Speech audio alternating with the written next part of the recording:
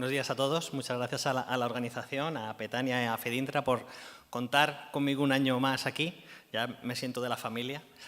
Os voy a ser sinceros, cuando nos sentamos con la organización para ver de qué podíamos hablar este año, yo venía un poco con el run de lo que había venido pasando en los últimos años en los procesos de renovación concesional, de lo que se venía escuchando en el Parlamento Europeo, de la situación que muchas veces decía, oye, y si en vez de el modelo concesional nos lo cargamos y liberalizamos, etcétera. Entonces dije, bueno, oye, ¿por qué no hablamos de ello? Vamos a preparar una ponencia.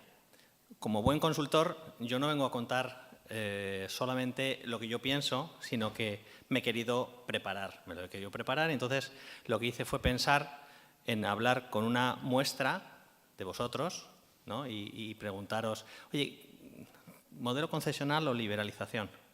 ¿Y por qué? ¿Y cuáles son las ventajas y los inconvenientes de tu elección?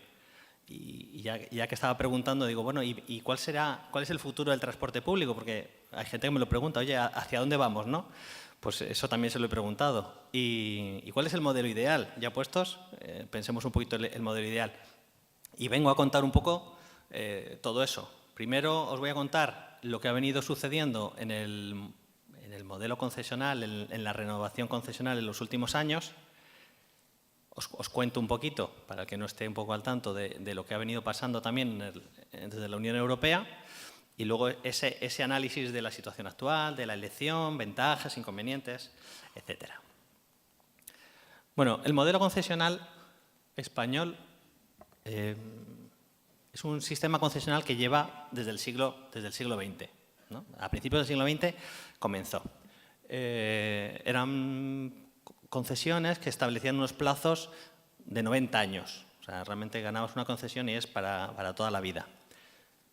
Ya nos situamos en los años 90 y llegan las modificaciones de la Ley de Ordenación del Transporte Terrestre y su reglamento, en el cual, bueno, pues ahí empiezan a reducir, vamos a ver, 20, 25 años, ¿no? Vamos a ser un poco, no vamos a ser tan salvajes.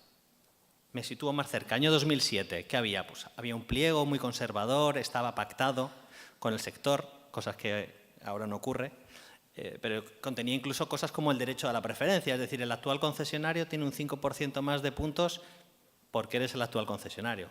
Bueno, pues eso, lógicamente, tiene sus dudas.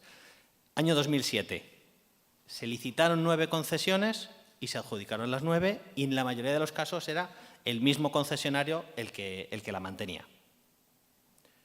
Un año más tarde, 2008, es un poco el punto de inflexión en el cual pues, se decide empezar a recurrir los pliegos, a recurrir las licitaciones. Globalia coge la bandera, más las asociaciones un poco en defensa de los pliegos o del sector. Se licitaron 5 y solo una fue adjudicada. En el año 2009, otro punto importante, entra en vigor el Reglamento Comunitario 1370 del 2007, que lo que marcaba pues, era una serie de factores nuevos como la transparencia, un mercado un poco más abierto, la duración de las concesiones, ya te venían hablando de baje usted a 10 años, la igualdad entre países, unos niveles de calidad, publíquelo previamente en el diario de la Unión Europea. Vale. Año 2009 y año 2010 se licitan 5 concesiones y todas quedan anuladas por recursos y por ejemplo, una no se había publicado el DOE, bueno, pues la anulamos, la volvemos a publicar, etcétera. Otra tenía un defecto de forma con la ISO 9001. Bueno, por lo que sea, se anularon todas.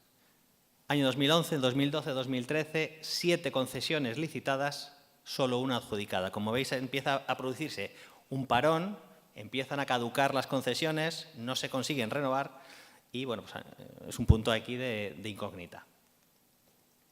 Año 2014, llegamos a este punto en el que el Tribunal Superior de Justicia llevaba 5 pliegos anulados, ¿vale? En este punto llevamos 18 meses de parón. Bueno, por fin el Ministerio hace un nuevo pliego, totalmente diferente, totalmente nuevo. Me apoyo en el reglamento de la Unión Europea e introduzco un montón de factores. Este es el pliego que yo llamo el versión .1, porque no era malo, era el primero que se generaba. Salieron 4 primeros concursos. Realmente en todo el año al final fueron 8 concesiones, de las cuales solo se adjudicaron 5. ¿Vale? El resto fueron anuladas para sacarse posteriormente. Año 2015, esto coge viento en popa a toda vela, 15 concesiones y prácticamente se adjudican todas ellas, con sus recursos a los pliegos y sus desestimaciones por parte del Tribunal de Arbitraje.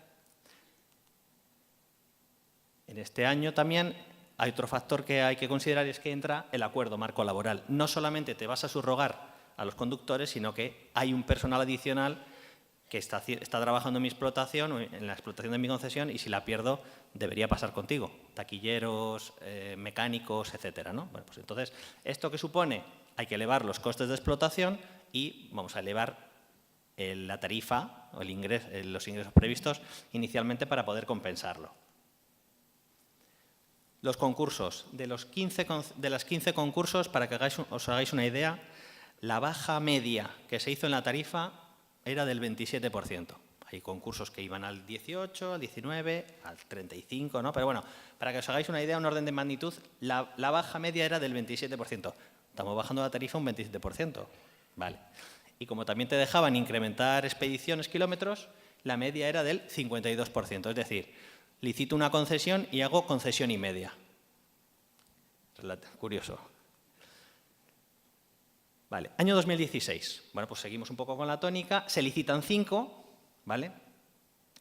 Y aquí la diferencia es que el Ministerio intenta parar esto y entonces decide que todo el que esté en baja temeraria queda excluido. Vale. Pues, ¿qué resultados hubo? Pues fijaros, la media de la baja tarifaria, considerando todos, ya estaba en el 46%. O sea, ha pasado del 27 al 46% en solo un año. Ya la bajada de la tarifa era un 46%. Si quito a los excluidos, sigue siendo el 30%. Es una bajada importante. Y en kilómetros, pues todavía más potente. O sea, la media era de 101%, es decir, licito una concesión y usted me hace 2. Bueno, y si quedamos a los excluidos, porque claro, había gente que tiró la casa por la ventana, bueno, pues un 65%, que también sigue siendo una barbaridad. Como veis, es una espiral muy preocupante. Vale. Entre mediados de 2016 y principios de 2017, el Ministerio, en otra rueda, en otro intento por intentar frenar esto, saca un nuevo pliego, muy parecido al anterior, el versión 2.0, que yo considero, y licita 6 concesiones. Todas se han adjudicado a lo largo del tiempo porque ha costado, porque llevaron recursos a los pliegos, recursos a la propuesta de adjudicatarios, pero todos se han adjudicado. ¿Y qué datos, con qué datos? Fijaros, la baja media en la tarifa era del 49%. Un poco más, sí. Antes teníamos del 40, me parece que era 46, del 46, ahora nos hemos ido al 49%. Si quito las excluidas, pues bueno, del 44%. Es bastante, es bastante. Y en kilómetros, pues fijaros, aquí ya no hacemos ni expedición y media, ni 2 expediciones. Aquí ya el sector dice, no me merece la pena, vamos a incrementar entre un 42, un 36, si quito los excluidos. ¿Esto por qué es? Pues es porque el pliego le quitó puntuación a los kilómetros. Entonces, si ya tiene menos puntuación, voy a apostar menos por ello. La pregunta es, si la tarifa tuviese menos puntuación, ¿se apostaría menos por ella? Pues posiblemente, ¿no? Bueno, en todo caso, bueno, licitas una concesión y te adjudicas 4 tercios de concesión. Marzo de 2017 se produce una parálisis de un año entero, porque aquí el Ministerio empieza primero a trabajar, a resolver el problema que tiene con la ley de desindexación de la economía española, a ver qué pasa con los recursos que se han puesto en los concursos anteriores y crear un nuevo pliego, ¿no? Porque eran conscientes de que esto se estaba volviendo peligroso. Un año entero. En abril de 2018, el Ministerio saca un nuevo pliego, el versión 3.0, en el cual se licitan 5 concesiones y realmente ninguna se ha adjudicado. ¿Por qué? Porque, como he dicho desde el principio, se han venido recurriendo y los tribunales de arbitrajes unas veces, los tribunales otras lo han echado atrás. Pero por fin dieron en la tecla, ¿no? Los abogados por fin se ganaron el sueldo y consiguieron el objetivo que es anular el pliego. Por tanto, estamos en un punto de inflexión desde entonces no ha pasado nada más, porque aquí ya el Ministerio se ha cansado y ha dicho, mira, os ponéis de acuerdo y me traéis un pliego de consenso o aquí no licitamos nada. En este punto estamos, es decir, se han venido concesionando, se han venido licitando, se ha ido bajando la tarifa, se ha ido incrementando los kilómetros. En este punto estamos. Vamos a hablar de la liberalización. Bueno, pues desde la Comunidad Económica Europea se planteó la modificación del Reglamento 1073 del 2009 que proponía la liberalización. ¿En qué consistía realmente? Lo que buscaba era liberalizar todas las líneas de autobuses de más de 100 kilómetros de distancia entre paradas, claro. Al final son muchas concesiones las que estarían involucradas, ¿no? 100 kilómetros, hay un alto porcentaje de concesiones que la cumplen. Además, la propuesta incluía un regulador independiente que juzgase si era conveniente dar entrada o no a más de un operador en rutas de menos de 100 kilómetros. Pero bueno, en sí, realmente esto pondría fin al sistema concesional en España por el alto porcentaje de concesiones y de rutas que tienen más de 100 kilómetros. Lógicamente afectaría prácticamente a todas las rutas interurbanas del Gobierno. ¿Qué pasó? Pues España se opuso. Dijo, no, nosotros creemos en nuestro modelo concesional y a esto se unió además Alemania y Francia, que curiosamente ellos tienen liberalizado su mercado, pero bueno, ellos tienen una apuesta por el ferrocarril, pues dicen, bueno, liberalizamos, pero no damos licencias a nuevos operadores. Irlanda también se unió porque ellos sí tienen un modelo concesional parecido al nuestro, aunque lo hacen con empresas públicas, pero bueno, hubo una oposición no solo de España, ¿no?, de más países, frente a esta propuesta de modificar el reglamento. ¿Qué pasa? Hay elecciones europeas en mayo y eso, como pasa muchas veces en las administraciones, deciden levantar el pie. Hay una parálisis, ya se dice, bueno, pues en otoño habrá una nueva comisión, habrá unos nuevos comisarios y que se decida.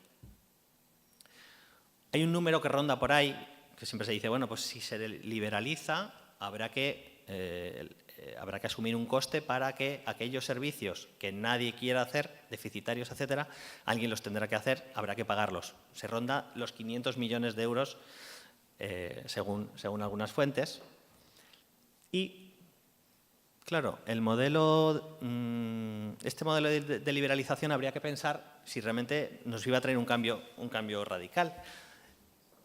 ¿Es Flixbus ese cambio radical? Bueno, pues os traigo algunos datos. Como os he dicho, en Alemania y en Francia se liberalizó el mercado y lo que ellos piensan es que realmente ha dinamitado el equilibrio empresarial.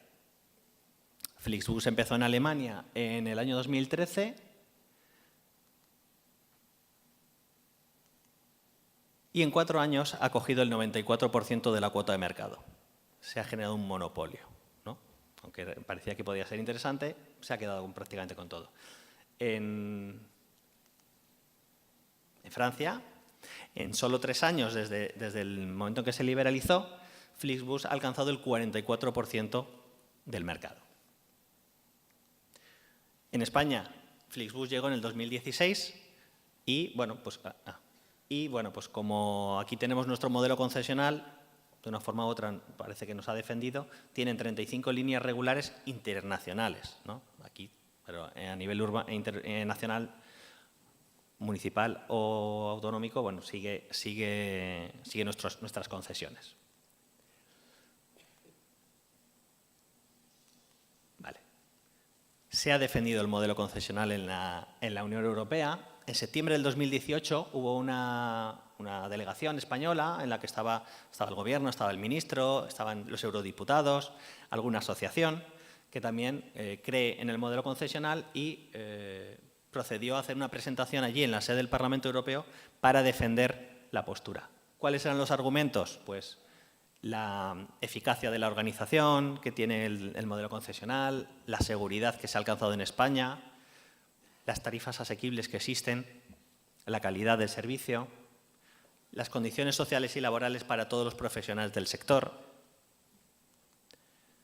La edad media de la flota está en una media de unos 5,6 años, lo cual, bueno, pues son todo características de interés. Existe una transparencia en el proceso de contratación de las administraciones y luego existe una valoración positiva de los usuarios. Cualquier encuesta que hagáis creo que siempre os ha dado buenas puntuaciones porque se presta con profesionalidad. ¿Qué ha pasado en las últimas semanas? Bueno, en febrero del 2019 ha habido una votación en el Pleno del Parlamento Europeo sobre la modificación comentada y la amplia mayoría de los eurodiputados votaron a favor del modelo del autobús. Por tanto, de momento, ahí se queda. Es decir, parece que se paraliza esa intención de modificar el reglamento, pero como digo, después de las elecciones ya veremos si los que llegan vuelven a animarse. Vale. Vuelvo al ejemplo francés y alemán. Fijaros, son modelos de liberalización del mercado que han llegado a una situación de monopolio o oligopolio. Han sufrido un incremento de la tarifa cuando realmente podría pensarse que la liberalización va a suponer la reducción de la tarifa. Bueno, pues el oligopolio o el monopolio les ha supuesto que yo pongo la tarifa y pongo la que quiero. Hay una reducción de servicios, hay una merma de la calidad, o eso es por lo menos lo que se desprende de estos países, lo que han ido comentando. Ahí tenéis datos. En Alemania una sola compañía tiene el 94% de la cuota. Desde 2015 se ha reducido un 63% las rutas atendidas porque se han centrado en las interesantes, en las más rentables, las otras no. En los municipios o poblaciones de menos de 200.000 habitantes hay una baja frecuencia y en los de menos de 100.000 hay un servicio nulo o residual. Y en Francia similar. O sea, 3 empresas cubren el 90% de la cuota de mercado. Bueno, aquí es cuando entramos un poco en lo que os he comentado de, bueno, contadme un poco cómo veis la situación actual, qué leccionaríais. No hay quórum. Ya os digo que no hay quórum. He preguntado a unas 28 personas que me he sentado con ellos y 50-50, 60-40, no hay quórum. Unos están a favor del modelo concesional, otros a favor de la liberalización. Pero no hay quórum ni en empresas ni en asociaciones. O sea, según he visto, Confebus es defensor del modelo concesional, ANETRA es defensor de la liberalización. O sea que incluso dentro de vosotros tenéis ideas opuestas. Hemos hablado de los 100 kilómetros, claro, eso nos hace situar. Bueno, entonces podría haber un modelo concesional en las comunidades autónomas, porque las distancias pueden ser inferiores a 100 y liberalización en las líneas nacionales. ¿Eso cómo funcionaría, no? Es una pregunta. Actualmente realmente hay bastantes empresas que están soportando o están explotando concesiones con un nivel de rentabilidad baja, principalmente, y eso sí que era una respuesta muy común, porque las concesiones no están adecuadamente dimensionadas a las necesidades actuales. Se hicieron en su día, se atendieron núcleos con unas frecuencias, pero hoy por hoy a lo mejor ya no atienden las necesidades y las demandas de los usuarios. El sistema concesional está acaparado por 4 o 5 empresas que se reparten las principales concesiones. Hay más empresas, pero las principales concesiones, 4 o 5 empresas.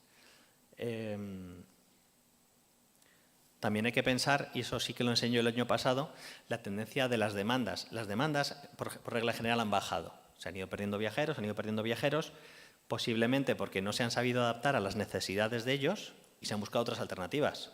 Ahí tenéis BlaBlaCar, tenéis Cabify, tenéis Uber, ¿no? Han buscado otras alternativas. Existe una tendencia de desaparición de empresas, sobre todo las más pequeñas, las absorben los grupos empresariales.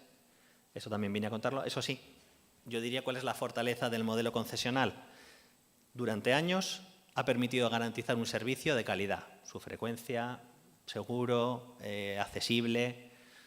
Ha asumido económicamente por el sector privado sin que haya sido necesario que la administración pública venga al rescate.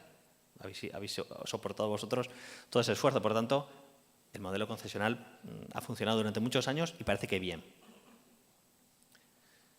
¿Cuáles son las ventajas del modelo concesional? Bueno, pues lo primero es que asegura la oferta en aquellas zonas deficitarias, de baja demanda, de poco interés.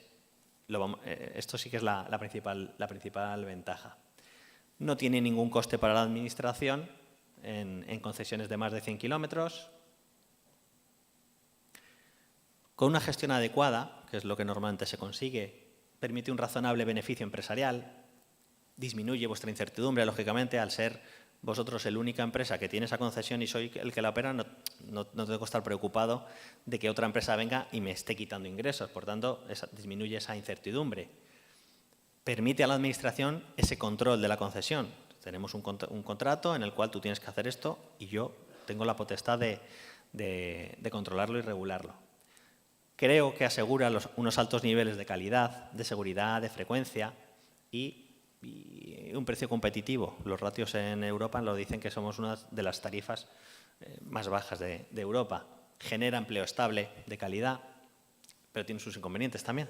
Los inconvenientes principales serían los mapas concesionales, creo, están obsoletos, necesitan ser renovados, no atienden las necesidades actuales, ¿no? Ha habido unos efectos migratorios, nuevos desarrollos, la tecnología, etcétera, que hay que adaptarse a ella. También disminuye la eficacia y la eficiencia tanto para el operador como para el cliente. Claro, genera un coste elevado para las administraciones en el transporte metropolitano y urbano. El modelo de liberalización a lo mejor lo eliminaría. Como hemos visto, en el proceso de licitación hay una lucha encarnizada a seguir bajando el precio, a incrementar los kilómetros. Al final reducís al mínimo los beneficios.